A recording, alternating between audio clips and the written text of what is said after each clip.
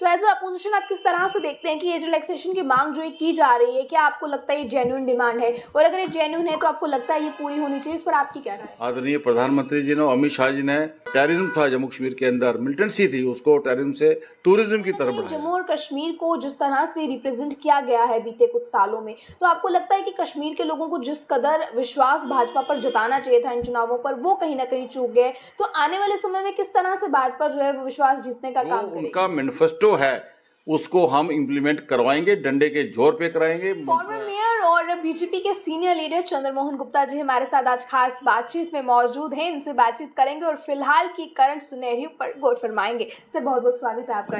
धन्यवाद।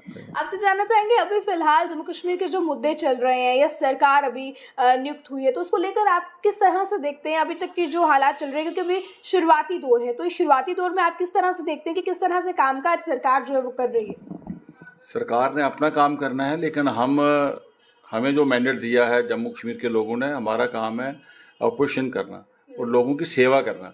हमारे जितने भी विधायकगण चुन के गए हुए हैं, उन्होंने पहले दिन से ही काम करना शुरू कर दिया। मैं चाहे जम्मू शहर की बात करूं, कॉरपोरेशन की बात करूं, 75 के 75 जो हमारी वार्ड हैं उनके अंदर जितने भी काम हमारे थे, वो हमारे सारे विधायकगण उनका इनॉग्रेशन कर रहे हैं, काम को चालू करा रहे हैं। जल्द से जल्द जो पेंडिंग काम है, चाहे वो ब्लैक टॉपिंग का काम है, ड्रेन लेन का काम है, जो कोई और काम है, उन सबको।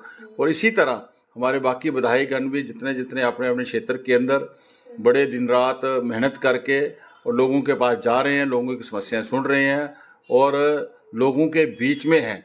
और इसके साथ साथ हमारे संगठन है, पार्टी ने कुछ विधायकों को जो सीटें हमने हारी हैं उन पे उनकी ड्यूटी लगा दी है। भले ही हमारे कश्मीर के 3 जोन हैं, नॉर्थ साउथ और सेंट्रल जोन, वहाँ भी 2-2 विधायकों की ड्यूटी लगा दी है। पुंछ की सीट अगर हमने हारी है, रजौरी की, वहाँ सुरनकोट, वहाँ भी हमने एक विधायकगण की ड्यूटी लगा दी है, 2-2 की, ताकि वो लोग जो जिन लोगों ने वोट दिए हैं भारतीय जनता पार्टी को, ये विश्वास करके कि भारतीय जनता पार्टी, उन लोगों के पास भी हमारे जो वहाँ का जो विधायक जिसने चुनाव लड़ा है उसके साथ हमारा जीता हुआ विधायक वो साथ रह के लोगों की समस्याएं सुने, लोगों की समस्या हल करें। और हमारा जो संगठन है भारतीय जनता पार्टी का बड़ा मजबूत संगठन है, बूथ से लेकर प्रदेश अध्यक्ष तक सारे लोग काम कर रहे हैं।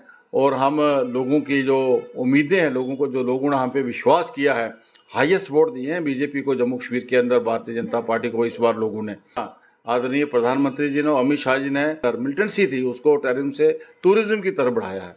पिछले साल 2 साल से 3 साल से इतना टूरिज्म, इतना पर्यटन आया हुआ, और आने वाले समय में इसको कंटिन्यू रखेंगे। डेवलपमेंट जितने भी, चाहे वो एयरपोर्ट का होगा, रेलवे की होगी, बहुत जल्द मुझे आशा है कि एंडिंग दिसंबर तक या जनवरी के फर्स्ट वीक तक जो ट्रेन जो हमारी रेल वो भी कश्मीर भी हिंदुस्तान के साथ जुड़ेगा ट्रेन के माध्यम से। इस तरह बड़े बड़े फ्लाईओवर, बड़े बड़े हमारे नेशनल हाईवे, एक्सप्रेस हाईवे, कितने में काम गिना सकता हूँ, उसको स्पीड अप किया जाएगा।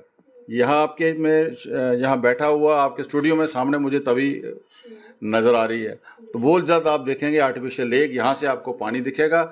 और आप यहाँ जैसे हम कश्मीर के अंदर शिकारे घूमते हैं, हमारे भी जहाँ छोटी छोटी किस्से हैं वो घूमेंगे, तभी रिवर फ्रंट बहुत खूबसूरत होगा।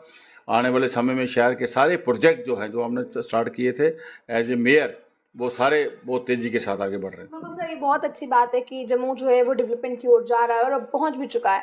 आप किस तरह से देखते हैं अभी फिलहाल, अगर हम यूथ की ओर अगर हम ध्यान दें, तो अब यूथ आप देखें कि रिक्रूटमेंट लिस्ट तो निकल रही है और सरकारों को ये कहना है कि हमारे आने के बाद ये रिक्रूटमेंट लिस्ट निकली है। हालांकि अभी के जो यूथ है वो एज रिलैक्सेशन को लेकर मांग कर रहा है, क्योंकि लंबे समय बाद निकली है। तो एज अपोजिशन आप किस तरह से देखते हैं कि एज रिलैक्सेशन की मांग जो की जा रही है, क्या आपको लगता है ये जेन्युइन डिमांड है, और अगर ये जेन्युइन है तो आपको लगता है ये पूरी होनी चाहिए? इस पर आपकी क्या राय है?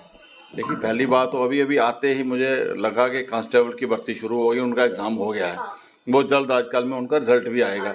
इस तरह रिक्रूटमेंट की में है, और जहाँ जहाँ कोई कमी रिलैक्सेशन की है, मुझे आशा है कि मैं पिछले दिनों 1-2 दिन में पेपर पढ़ रहा था, रिलैक्सेशन सरकार कहीं ना कहीं देगी। लोगों के जो हमारा यूथ है, नौजवान है, जो पिछले मिलिटेंसी की वजह से काफ़ी पिछड़ा है, उनको राहत दी जाइए और राहत देनी भी चाहिए।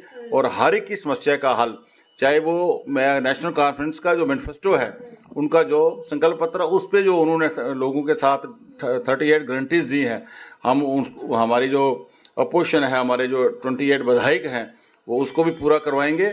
और जनता के साथ हैं, लोगों के साथ हैं। जो उनका मैनिफेस्टो है उसको हम इम्प्लीमेंट करवाएंगे, डंडे के जोर पे कराएंगे, विधानसभा के अंदर भी करवाएंगे, अगर नहीं हुआ तो सड़कों पे आके करवाएंगे। लेकिन भारतीय जनता पार्टी हमेशा जनता की पार्टी है, लोगों के बीच में निकल के आई है और हमेशा लोगों के बीच में रहेंगे। आपको उस चीज का बेनिफिट मिल सके। केंद्र की तरफ से योजनाओं की शुरुआत तो बहुत सी की गई है, बहुत सी योजनाएं चलाई जा रही हैं केंद्र की तरफ से, जिसका लाभ जम्मू कश्मीर के वासी भी ले रहे हैं। पर कहीं ना कहीं जम्मू और कश्मीर को जिस तरह से रिप्रेजेंट किया गया है बीते कुछ सालों में, तो आपको लगता है कि कश्मीर के लोगों को जिस कदर विश्वास भाजपा पर जताना चाहिए था इन चुनावों पर, वो कहीं ना कहीं चूक गए। तो आने वाले समय में किस तरह से भाजपा जो है वो विश्वास जीतने का काम करेगी?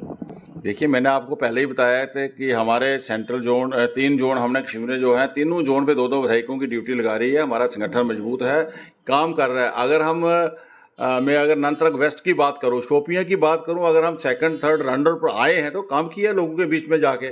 चाहे मैं गुरेज की बात करूं, 800 वोटों से हम लोग हारे हैं। आज लोग विश्वास कर रहे हैं भारतीय जनता पार्टी पर, नरेंद्र मोदी पे विश्वास कर रहे हैं। अगर लगभग 1.5 लाख वोट अगर मिला है तो उन्हीं लोगों ने दिया, कश्मीर के लोगों ने दिया है। कुछ हालात ऐसे हुए कि अगर जम्मू के लोगों ने भारतीय जनता पार्टी को वोट दिया, कश्मीर के लोगों ने एनसी को दिया, कुछ ऐसे हालात। नहीं तो हम वहाँ से भी 5, 7, 8 सीटें हमारे जीतने के लिए हम जितनी मेहनत की है, आने वाले समय में इस मेहनत को हम और आगे लेके जाएंगे। प्रोजेक्ट्स वो से एम्स की बात करूँ, IIT की बात करूँ, IIM की बात करूँ, जम्मू कश्मीर आने वाला मेडिकल हब, एजुकेशन हब उस तरफ बढ़ रहा है। पर्यटन में लोग भी ये चीज मानते हैं कि नक्शा तो बदला है पिछले कुछ सालों में जम्मू कश्मीर का। तो मैं आपसे पूछना चाहूंगी, क्योंकि आपका राजनीति में इतना एक्सपीरियंस है कि आप इस बात को बखूबी बता पाएंगे, शुरुआती चरण में इस समय आपको क्या लगता है कि नेका किस तरह से काम कर रही है, अभी जो सरकारें हैं वो किस तरह से काम कर रही हैं, जो स्ट्रेटेजी वो अपना रहे हैं काम करने की, वो आपको सही लगती है? किस तरह से आप देखते हैं? देखिए, मैं तो ये कहूँगा कि हम लोगों ने अपोजिशन का काम किया। 2 भी होते थे, एक भी हमारा विधायक होता था, जुगल किशोर शर्मा भी, तब भी अपोजिशन आए तो हम 28 हैं। सरकार फूंक फूंक के कदम वो रख रही है।